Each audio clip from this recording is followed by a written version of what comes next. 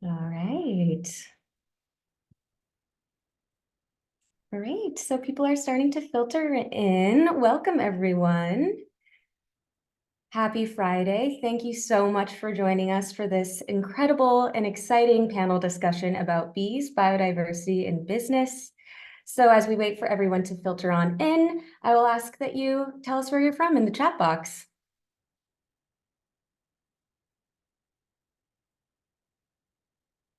All right.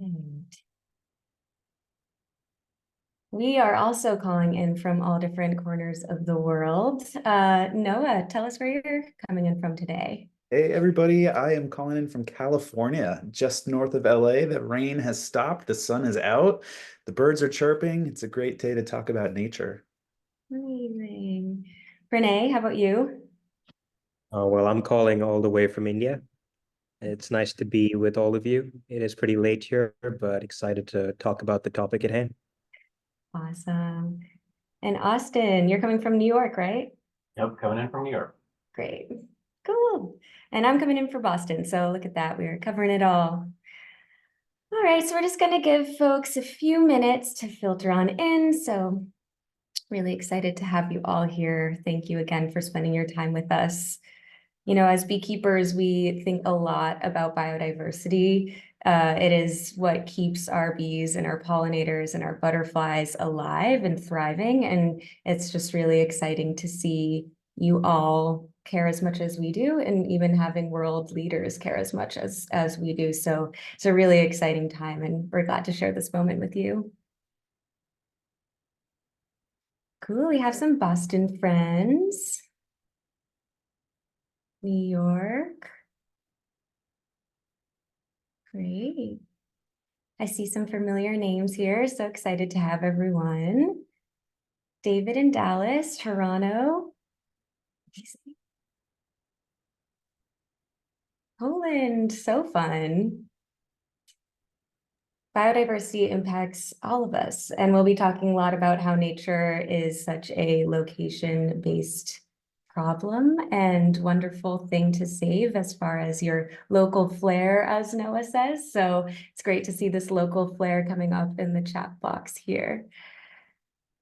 All right, so welcome everyone to our panel discussion today, the TNFD in bees. Again, we are so thrilled to have you all here today. It's going to be a really fascinating and inspiring discussion on this new framework, otherwise known as the Task Force on Nature-Related Financial Disclosures. So before we get into it, I'm going to just start us off with some housekeeping.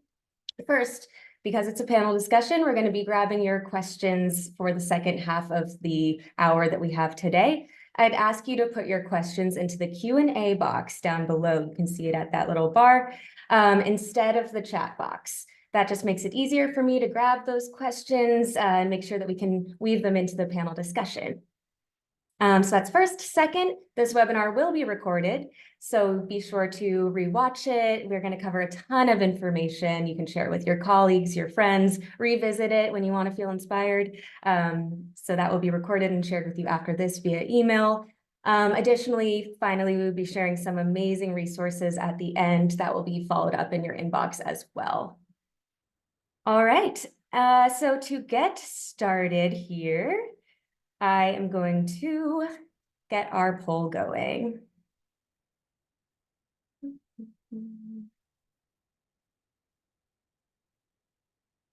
All right, give me 1 second while I find that poll. All right. Here we are. Okay, so these are 4 quick questions. I'm going to give us about 2 minutes to go through these.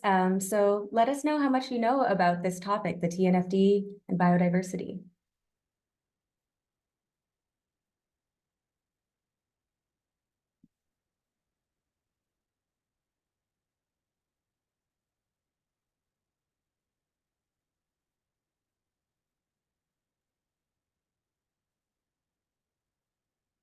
Great to see these answers coming in.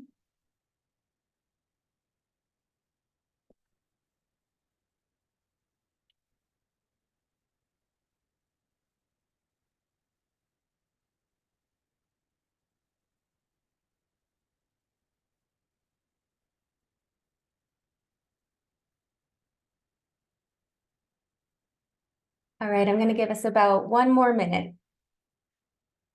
Make sure everyone has a chance to answer these thoughtfully.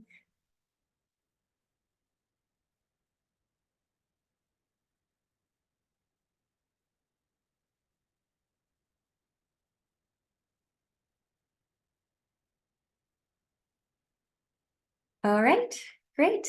I'm going to share these results now and that poll, share the results. So let's see what we got here. First question, are you already familiar with the TNFD? We have about 27% yes and 73% no. It's a brand new topic, so we're really excited to introduce it to you all.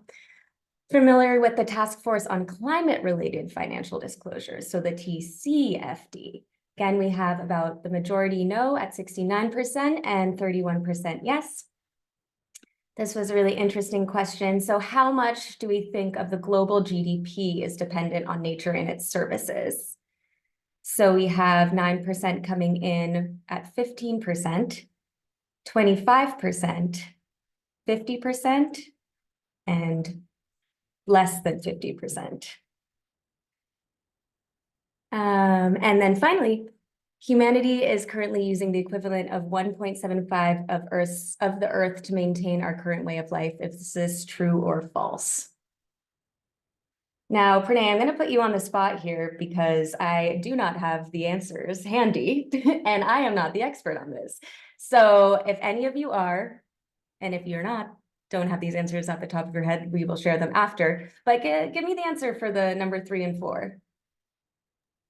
So number 3, with respect to how much of global GDP is actually dependent on nature and its services, it's about half, so 50%.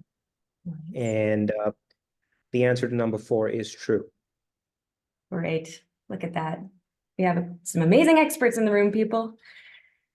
Okay, so let's get started. Again, hello and welcome to the TNFD, or Task Force on Nature-Related Financial Disclosures, and bees, a discussion about bees, biodiversity, and business. My name, here we go.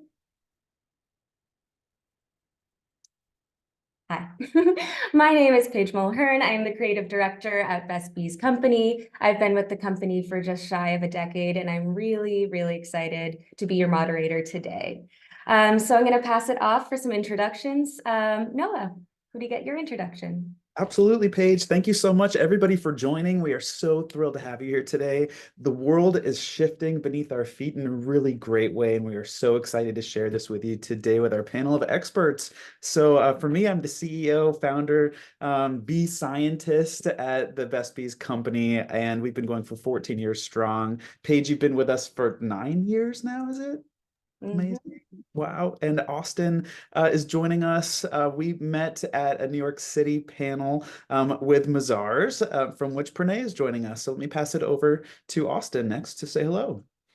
Perfect. Thanks, Noah. Hi, everyone. As Noah mentioned, Austin Pierce. I'm a senior associate in the ESG practice at Latham & Watkins, where I help companies and private equity firms all day, every day, thinking through ESG matters of all sorts, including natural capital. I sit out of our Houston office. I'm up in New York today for some business, but excited to be here and excited for the connections.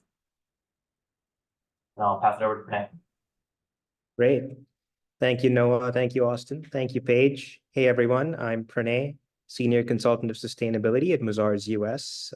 I focus primarily on corporate sustainability strategy and greenhouse gas accounting engagements for corporations of all sizes, large, small, and medium.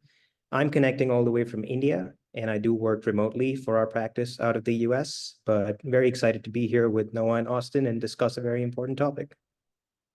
Great. Thank you all so much. So as we get started here, I'll just run through the agenda. We will get amazing presentations from our 3 panelists here. Then we will open it up for a panel discussion between the 3 of them. And then we'll open it up to you for audience questions.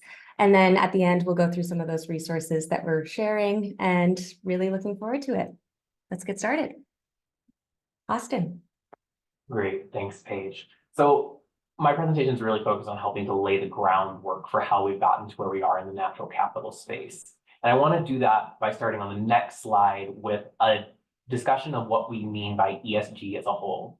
So ESG, sustainability, corporate social responsibility, there's this entire matrix of language out there that's subject to debates around meaning and underlying philosophy. I wouldn't be a lawyer if I didn't start by defining at least some terms. So today we're looking at ESG and really as the concept that environmental, social, and other factors that have historically been considered non-financial can in fact have a significant financial impact on a company. It involves a range of topics, but for today, we're focused on these two down in the corner of biodiversity and nature and ecosystems, which together can be considered part of the concept of natural capital. That then inevitably leads to the question on the next slide, which is, what is natural capital? It's a term that really goes back to the economic roots of capital in referring to assets that contribute to the efficacy or efficiency of production. It can come in a variety of types. And within the realm of nature, we look at it as divided across several features. You have traditional resources, so things that we're used to using, water, timber, food. Then all the other things that make up a natural area. And then the complexes that give it structure. So the functioning of an ecosystem or the level of biodiversity in an area. These features contribute to various ecosystem services, which are the things that nature does for us. Provisioning, giving us various resources out of it, regulating, helping to mitigate floods, erosion, cultural, the inspiration and mental well-being that's brought, and supporting and maintenance, which is the underlying things that make nature keep working, like nutrient cycling and photosynthesis. Natural capital reflects the value of all of these resources and ecosystem services. That value is captured in the stock. Think of it like a bathtub. The stock is the level of water in your tub, and that level can go up, down, or stay relatively the same, depending on the various flows and pressures into and out of that stock. For a while, the stock of natural capital has been declining, and that's something that various stakeholders have started to pay increasing attention to. On the next slide, I list off several of the ways in which this stakeholder attention has been developed. I'm going to hit just a couple of highlights here because there is a lot. But in 2021, there was a really hard-hitting report called the Dasgupta Review, which came out and looked at how nature's capacity to support society has been diminishing over the past several decades. And it points to a fundamental flaw in economic models as a potential reason for this. The overvaluation of produced and human capital, often at the expense of natural capital. This is pointed out as a fundamental flaw because the economy is embedded in nature and therefore is subject to the same constraints. This is something that regulators and investors have subsequently picked up on. There are various items here, including laws coming out of the EU and Latin America and other jurisdictions, as well as attention by investors, including in groups such as Nature Action 100, which for any of you who are familiar with the kind of realm of climate action might know Climate Action 100. And these are investor initiatives looking to push corporate action on climate or nature respectively. Going to the next slide, we can see that there are in fact a variety of parallels, but also distinct differences in how climate and nature have been handled. While both are complex systems, climate is much more global. GHG emissions go up into the atmosphere, they circulate and mix and have impacts on global ambient temperatures. Whereas nature is an inherently local system.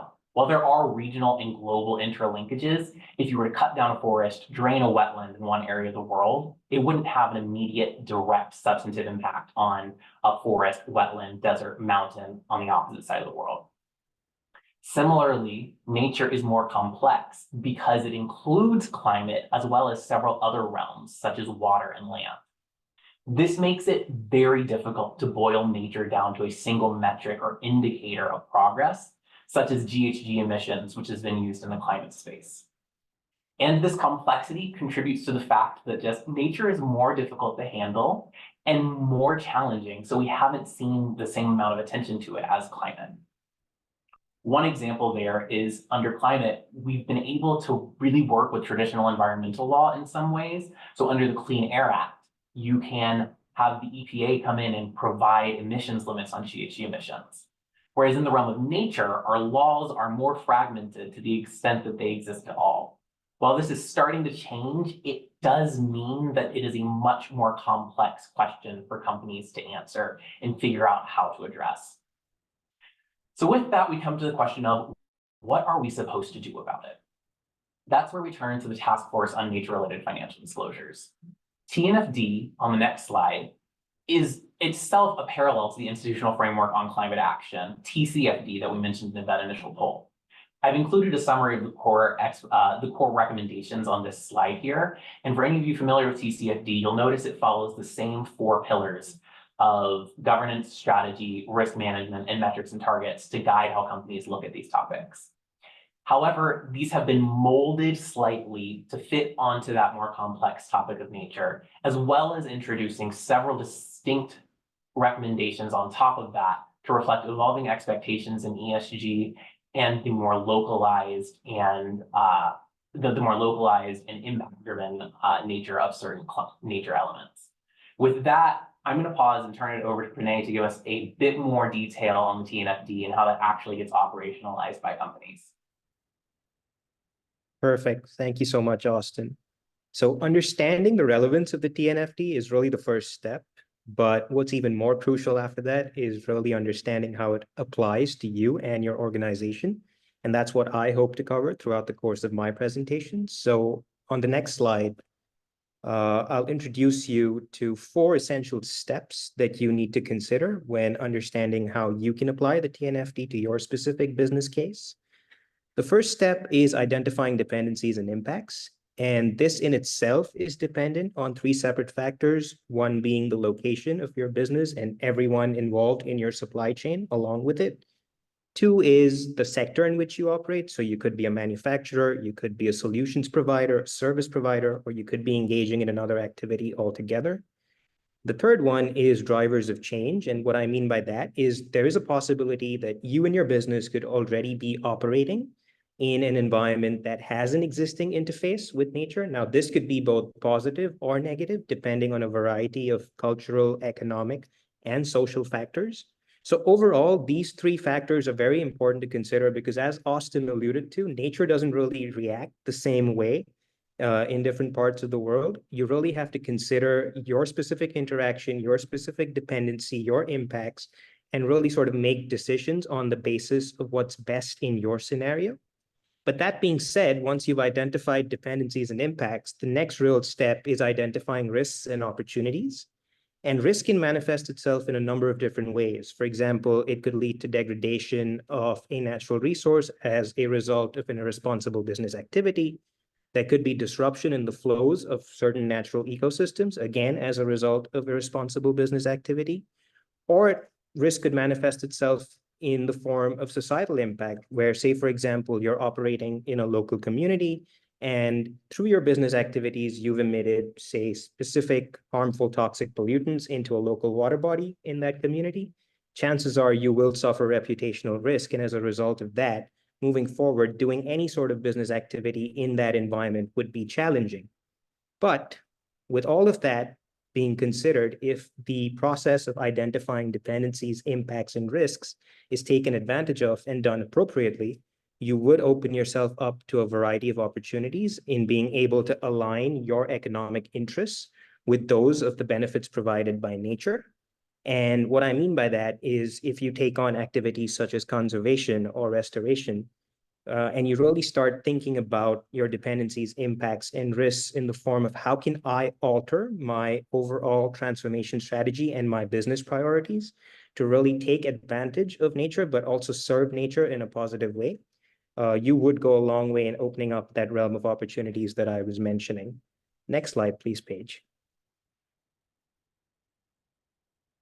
Number 3 is considering financial risks. Now, this is very important because business is very, very economically driven. When you are considering risks and opportunities, it's very, very important for you to consider changes to your revenue streams, maybe changes to your cost of capital. So say, for example, how does it affect your credit risk ratings? How does it affect your insurance premiums? How does it affect your asset valuations?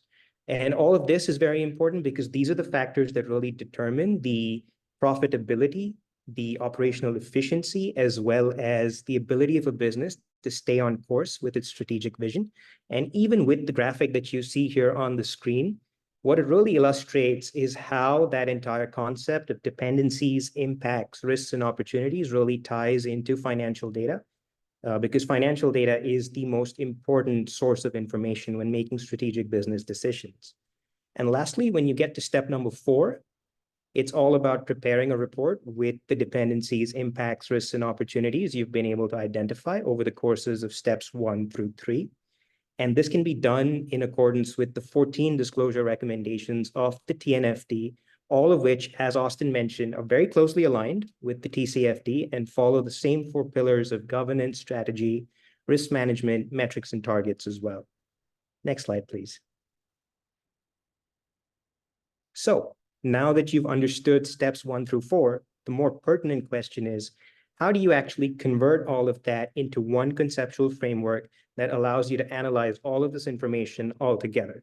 And for that, the TNFDs come up with a voluntary guidance in the form of the LEAP approach, which really chronologically helps you get from the position of locating your interface with nature, going into evaluating your dependencies and impacts, followed by an assessment of your risks and opportunities, and finally getting to a stage where you can prepare disclosure recommendations in accordance with the recommendations of the TNFD. And now I won't go into the specifics of the LEAP approach. I'll leave that for the Q&A.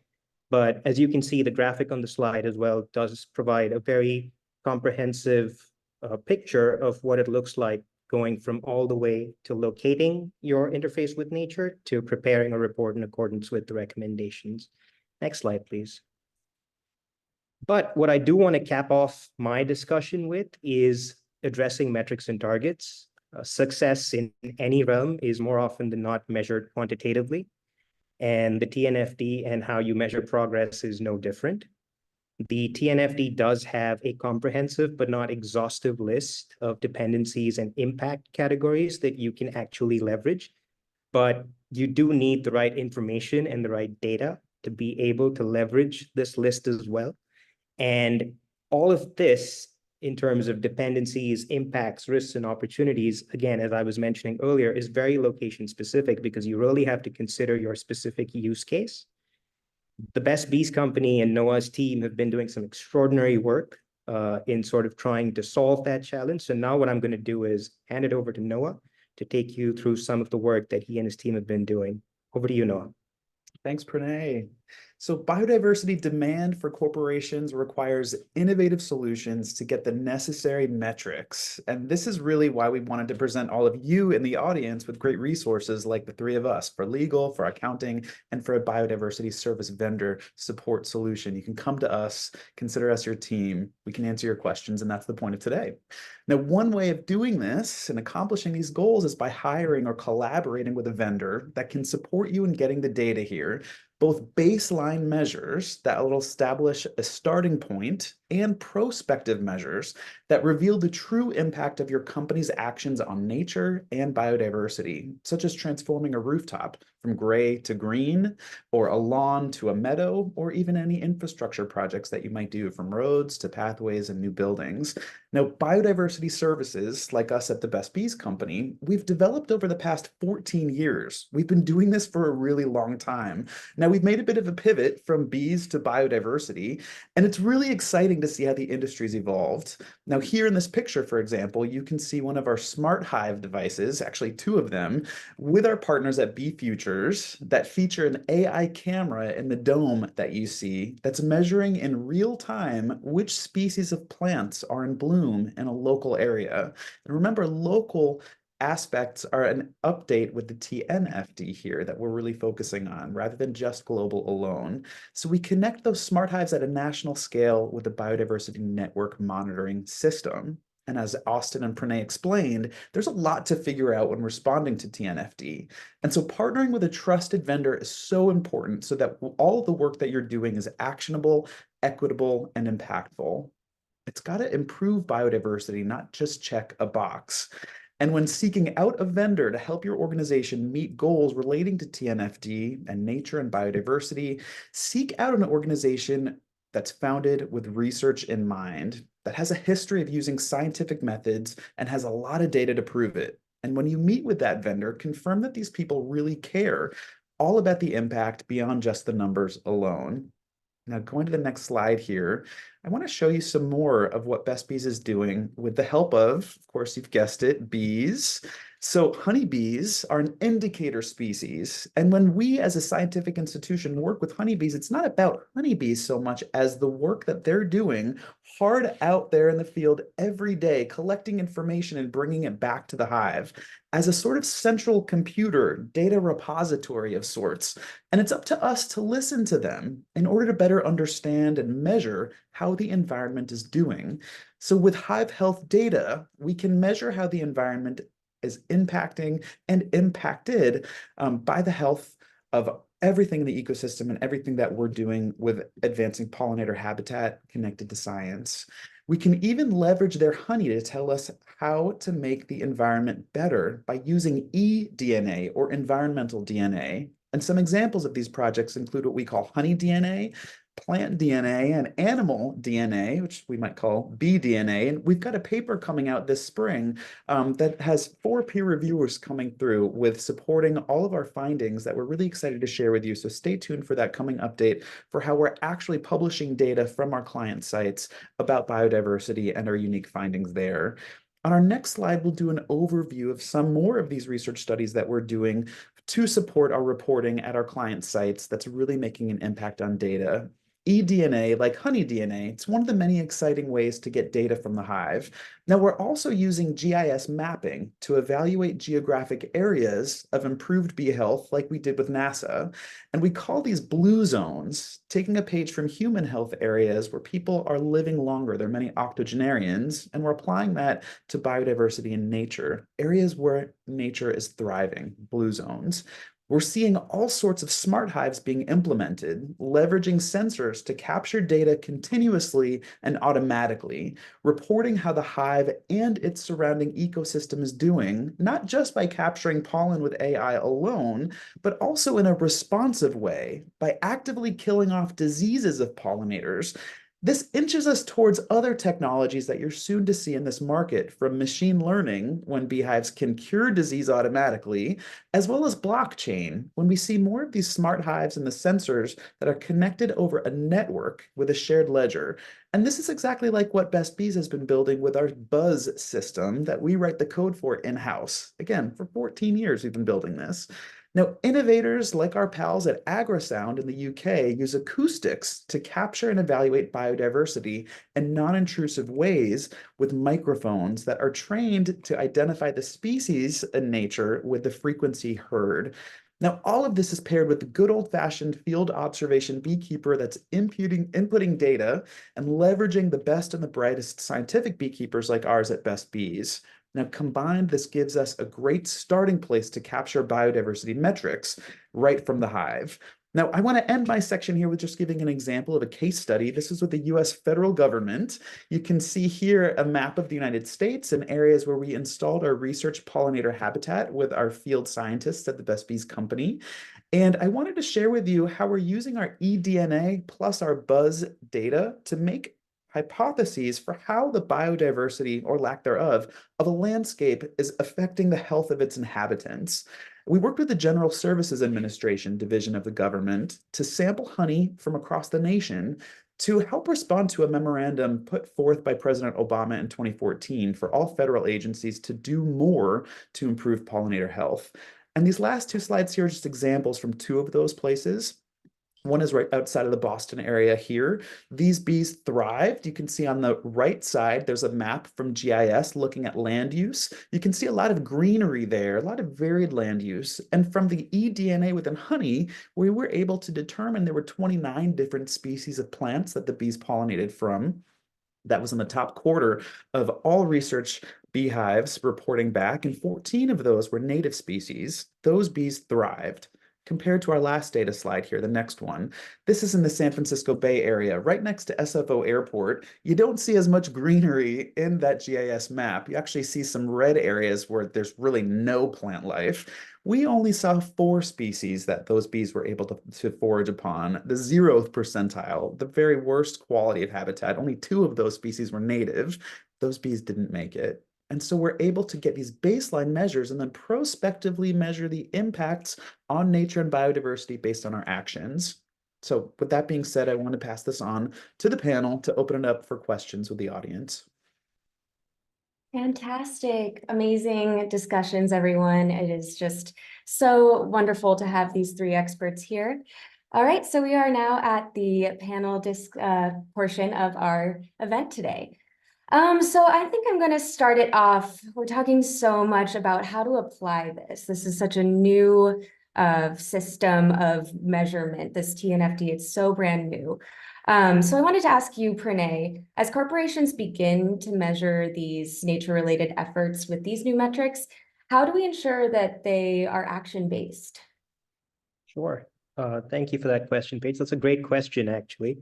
So I just like to start off by saying that, when you lay emphasis on compliance, compliance is great, but compliance only does so much to delay the problem. It doesn't essentially always solve the problem. So it's always very, very essential for organizations to keep thinking about, what can I do better? How can I continuously improve in terms of my operations, in terms of my business? How can I keep tweaking my strategy to make sure that I'm being the most responsible corporate citizen that I can be? And from that perspective, I think it's very, very important to, first of all, undertake those 4 steps that I outlined in my presentation. It's very, very important to analyze how exactly you interact with nature, right? Because all of these problems that we face, be it climate change, be it food security, be it temperature regulation, all of these are intertwined and interlinked, right? They cannot be treated in isolation. Affecting one really leads to problems with one or more of the others that I just mentioned. And from that perspective, organizations should really be focusing on taking on real quantitative and qualitative change, building a culture within their own organizations and business where all of their employees are encouraged to look at problems in a creative and out-of-the-box way, right? And utilize all of that information and that culture that they've been able to create to then really sort of educate all of their stakeholders, whether it's their employees, whether it's a student who's looking to learn more about the topic at a school somewhere, or whether it's an investor, right? I feel like organizations would really go a step further in making change if they were able to look at information and present solutions in a way that were understandable to a wide range of stakeholders, and not just, maybe their employees, their investors, going through a broad spectrum and really educating the public on what you're doing. So I think that would be my take. Yeah, that's a great take. Thank you, Pranay. It really to distill something that feels so overwhelming with these hard facts and ways to educate is so important. So we know that people have existing frameworks to measure environmental impact, such as ESG. So I'm going to pass this one to Austin. How can companies dovetail those efforts, like their ESG efforts, with this emerging space of natural capital and biodiversity? So this is one that I feel comes up pretty much any time we get a new topic coming into the fold. Everyone's like, oh my gosh, I have to expand my ESG programs. I have this additional topic I have to keep in mind. There's this kind of sense of scope creep that ESG keeps growing and changing. But in some ways, that's in and of itself the point. ESG is a very process-driven approach to look at business operations through a different lens, to look at those environmental impacts, social impacts, and to understand them in their various permutations. The good thing, though, is because it's process-driven, you can use some of those existing processes to go ahead and start integrating natural capital into what you're already doing. You don't have to reinvent the wheel from scratch every time. So for example, to the extent that you are doing supplier heat mapping for purposes of supply chain diligence and understanding your kind of supplier locations, that can go ahead and start to get you some of the initial location data to understand your value chain for the locations that are being looked for in TNFD. That can get you a head start to then try and figure out, okay, well, if I were to go work with my suppliers on this, I know where they are. I know where we could go put some of those beefs, for instance. So that's one step to keep in mind. I'd also suggest looking at how you can integrate not just multiple topics together, but multiple operations together. ESG has had a problem of being siloed in terms of both, okay, well, we have someone who's dealing with human rights, we have someone looking at climate change, we have someone looking at water, or we have these distinct systems for them. But it's also been siloed in terms of procurement and supply chains looking at supply chains, operations is looking at operations, legal is looking at legal. And ESG works best when these systems are talking together. And so it's important to come in and make sure that you have the right group of stakeholders to be addressing these concerns and to educate those stakeholders on why natural capital is important. Because that's always one of the questions as well. You know, ESG is this list of, I think on my slide, there were something like 14, and that's just a selection of potential ESG topics. You have to prioritize. Different topics are going to have different levels of importance for different companies, different industries. And with that, if natural capital is a particularly important one for the sector that you're in, you need to make sure that your internal stakeholders are on board and giving it the priority it deserves.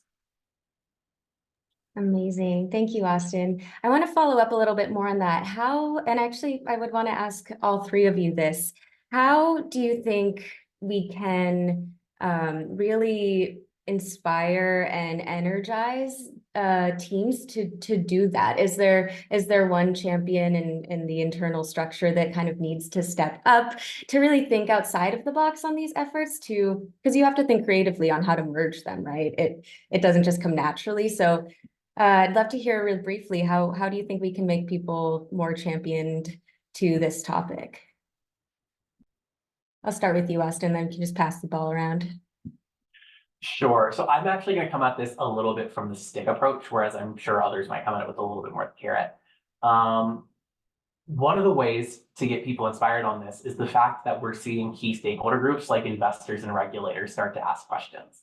When you have something like, I mentioned Nature Action 100, that's a group of institutional investors with something like $24 trillion in assets under management. When they start coming and knocking on doors to companies to say, hey, what are you doing on nature? That's something that's going to grab officer and director attention. Similarly, you're having regulations roll out. So the EU deforestation regulation is a great example of this. For certain products being imported into or sold in the EU, you're going to have to produce a diligence statement to say, well, these didn't come from areas that are deforested. These came from areas that complied with XYZ categories of law. These are things that are going to require real data to be able to back up and actually do something on. And the third lens, you know, not everyone has operations in Europe. Not everyone is an immediate target for Nature Action 100. One of the third categories I want to flag is there's potential for legal theories on other grounds. So I think it's important that companies consider whether they might have caremark liability. So for non-lawyers in the audience, there's this concept of the caremark doctrine and under Delaware corporate law, whereby directors have fiduciary duties to a company. Two of those primary duties are the duty of care and the duty of loyalty. The caremark theory is that a company could violate its the directors could violate that duty of loyalty to the extent that they're not putting in a good faith effort to oversee risks to the company. This is historically focused on mission critical items. So airplane safety for an airplane company, food safety for a food company.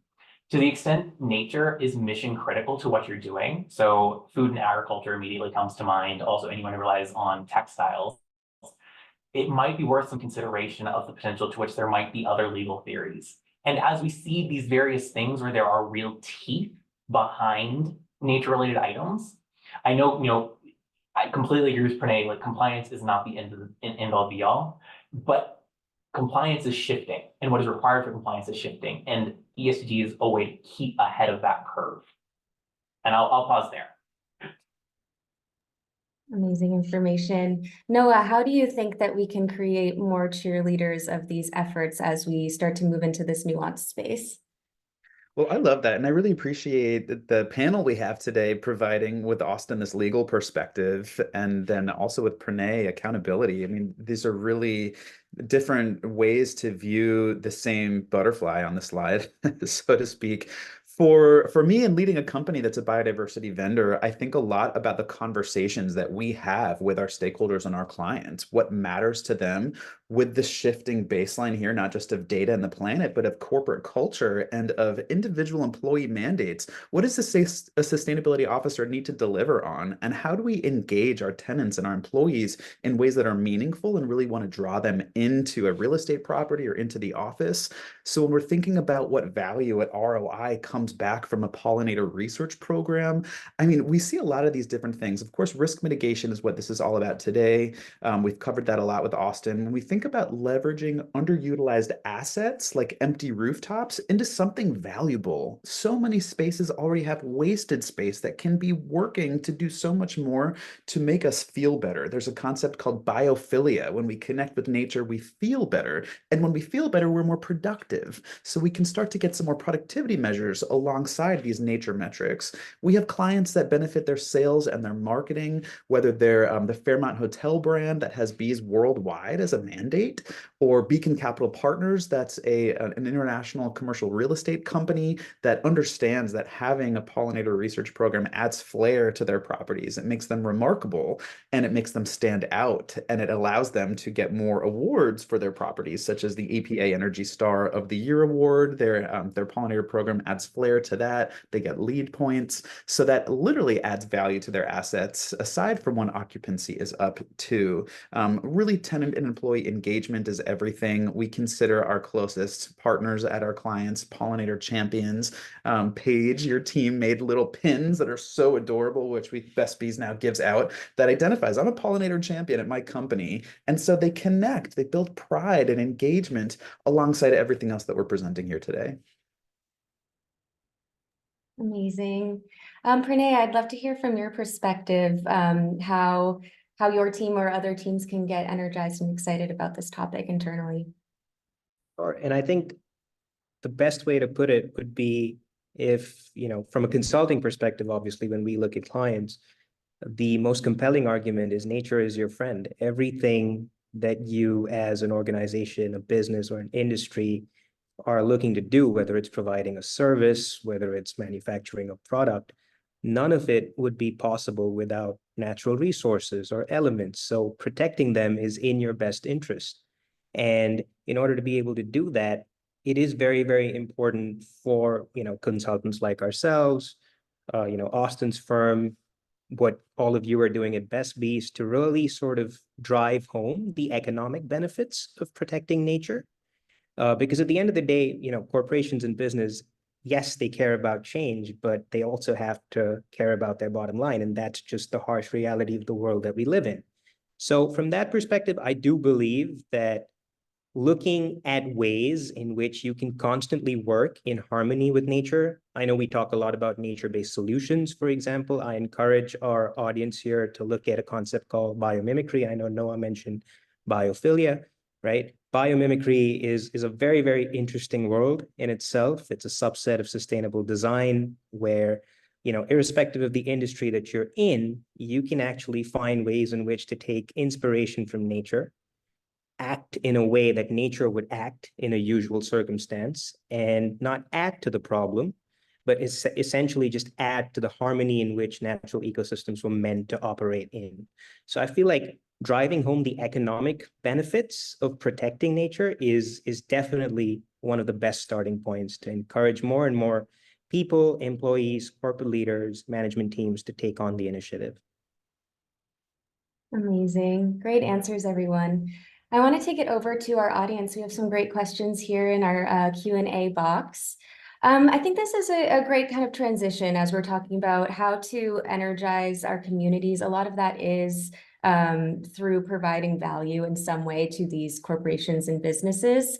So Tarek Trotter asks, does it often feel as though companies are not seeing the life impact of bees as it relates to are codependent on them, food, life, etc., and having enough of an ROI to invest in? So Tarek, this is asking a question to go to you, Noah.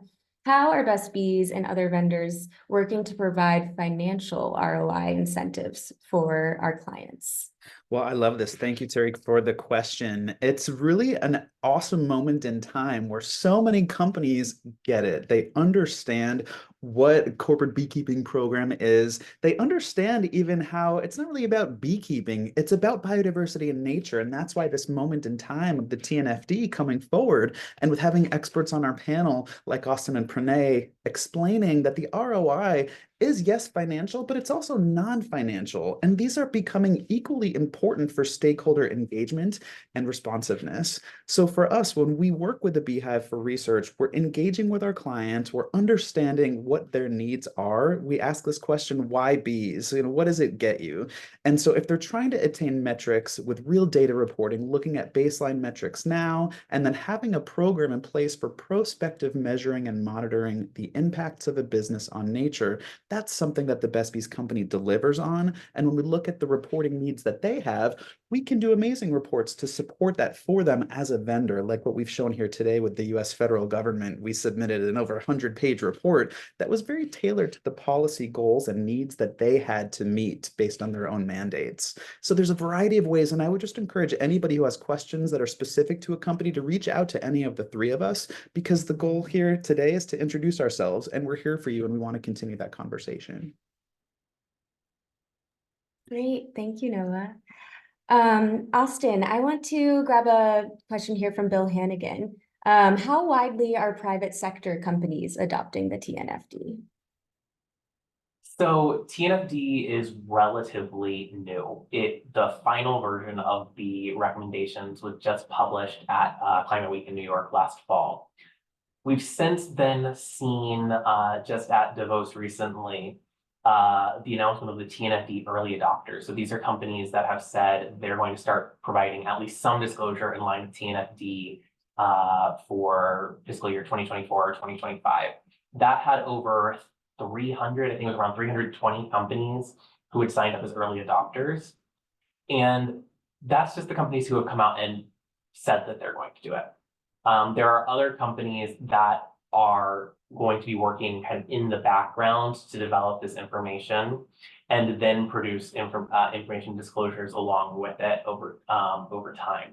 I think we're going to probably see something pretty similar to what we saw with the TCFD, which is, so the Task Force on Climate-Related Financial Disclosures, final recommendations came out 2017.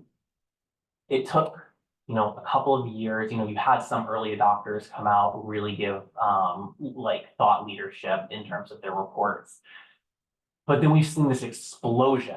We've seen various jurisdictions now, so the EU, the UK, New Zealand, various areas that use the International Sustainability Standards Board in terms of informing their own disclosure standards, the SEC looking at how it's looking at potential disclosures, California and it's looking at potential disclosures. All of these regulators have come out and said, we basically want you to disclose in line with TCFD. And that's been in a period of 5, 6, 7 years where it's gone from new to going to be mandatory. And so with that, I anticipate we'll see similar uptake in TNFD where it starts now, some companies who are perhaps better positioned to start reporting, but that's going to keep increasing over time. And as it does so, that's also going to change the kind of calculus as companies look at how their peers are responding, what they might need to do to keep up with industry trends. Awesome. Thank you so much, Austin. So Elizabeth Hyder asks, or comments really, that Best Bees seems to be sort of this gateway drug for addressing biodiversity, which I think is really fascinating. Something the four of us have discussed as we've been working together on this webinar are there's so much data that is going to be necessary to address nature-related risks, and Best Bees can do really the start with our own data. So Pranay, I kind of want you to talk a little bit about what biodiversity data from the beehives that we've talked about, what sector of the TNFD is that covering, and what others will we see as this task force really matures the industry? Sure. So I think what's important to understand, and I know Austin touched upon this a couple of times in varying degrees, is that the TNFD is essentially a recommendation. It's a set of recommendations. It's a guideline. It is very much new, and it will evolve continuously over a period of time. The metrics that the framework or the guideline itself lays out are sample metrics, right? They've been listed out on the basis of certain generic examples that have been able to be pulled out of some of the most common situations from a biodiversity perspective that you can encounter. But as we've sort of spoken throughout this webinar, dependencies, impacts, and metrics are really extremely dependent on your location, your sector, your interaction with nature. And the TNFD only provides a very comprehensive list. It's not exhaustive. It doesn't necessarily say that this is the only way things can be done. These are the only metrics you can look at, nor does it essentially provide any sort of restriction on the way you can collect these metrics and record them. So it's very much open to interpretation. It's really sort of encouraging organizations to start the conversation internally on, how is it that we interact with nature? Which parts of nature do we essentially impact through our operations? And what is it that we can do to have some visibility and accountability when it comes to us interacting with nature in a responsible way? So I wouldn't necessarily put a term or a cap of any sort on any of the metrics or the recommendations that the TNFD has. I would very much say that it's a great conversation starter in terms of the initial guidelines, and you can expect to see more robust guidance. You can expect to see more metrics being added as different organizations that start reporting in accordance with it encounter these different situations. Thank you so much for that insight. And what a place to start from other than the Beehive. The Beehive's a great place to start, right? So there's this very thought-provoking question here in the Q&A box I want to send over to Noah. Given that we look at honeybees as indicator species and really a great starting point to collect nature-based data, how are we addressing the current topics in the media of overpopulation of honeybees featuring in the New York Times and Washington Post, especially when we look at it from the lens of research beehives? I love this so much. It is amazing to me as a PhD ecologist when the general public leans into questions relating to what species of bee. Yeah, this is great. We used to have to talk to people about why bees. Ew, I hate bees. Run away. Kill them. When I was born in Manhattan and my whole family was just smashing an ant anytime we would see it, I wonder, why do we do this? So now the public is having an amazing awakening that's filtering into business with accountability and stakeholder engagement. So when people are starting to think, okay, I get what corporate beekeeping is, and now I understand, yes, we can transform an empty urban rooftop anywhere in the world to a pollinator habitat, to an amenity garden.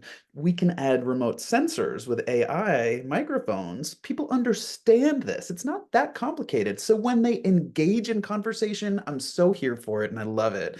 So for us at Best Bees, we operate on kind of a flywheel. So yes, we start with our research beehives. That's really important so that all of our clients become a node on our national network. This is just like what we showed with our federal government example here. And so when we do this at scale, we can build off of the information by creating more pollinator habitat. Let's take our eDNA, that honey DNA example. When we look at the plant DNA in honey, we are then actively creating pollinator habitat that's based on science. We're listening to what this indicator species, these bees, are telling us they forage upon, and we're planting more of those species, especially native ones and food-producing ones. And we work with the community to understand what are the culturally appropriate plants to promote here on otherwise empty spaces. From there, our research advances to look at the bee DNA. We look at what other pollinators have visited those habitats to understand what's out there. We're measuring, we're monitoring in a prospective way so that we can create more nesting sites.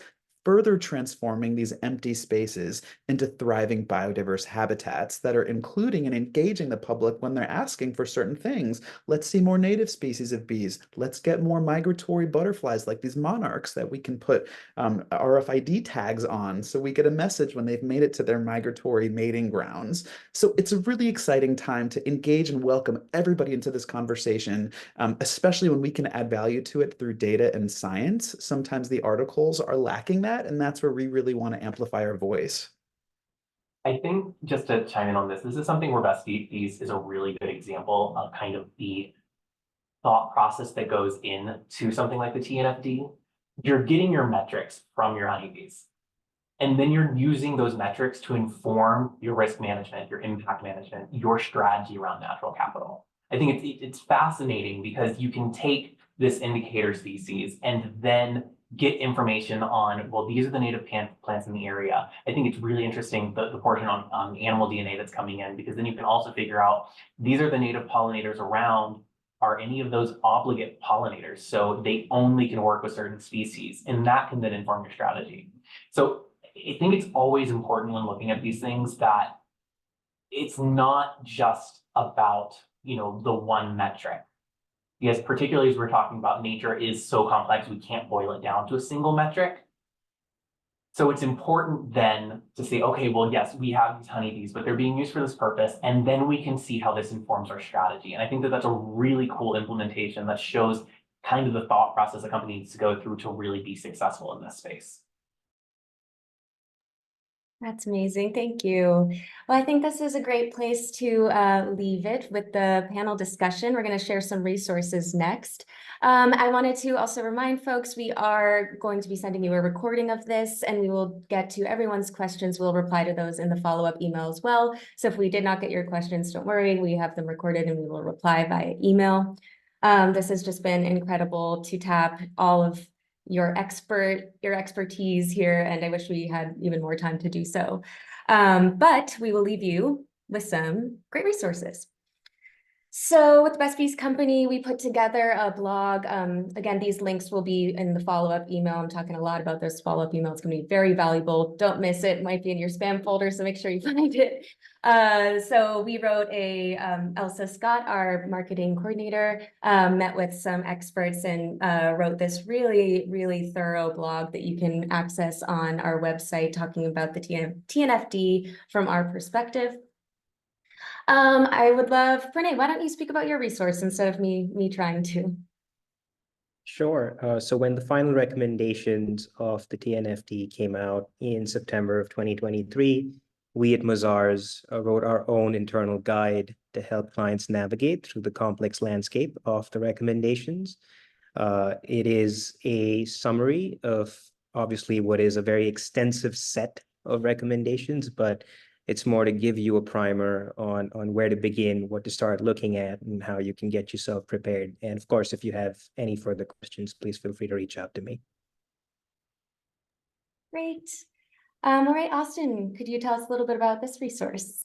Sure. So similar to a variety of professional services firms, we also put together our own report on the TNFD recommendations. And it includes both kind of like a high level summary of the various aspects, because TNFD, it's not just one document. They have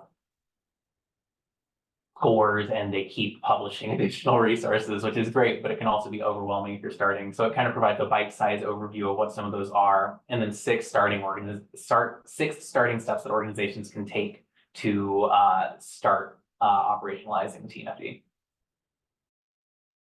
Great, thank you so much. All right, well, it has just been an amazing session talking to the three of you. Be sure to follow us on socials and connect with us on LinkedIn. It's really important, as we've been talking about this, to get thought leadership together, get this discussion going, share the latest news about this, and comment, like, and add your perspective, because it's really important with this developing industry that we really share all perspectives on it. So thank you again for joining us today. We really appreciate it. Thanks, everybody. Thank you, Austin, Pranay, and Paige. Thank you. Thank you very much.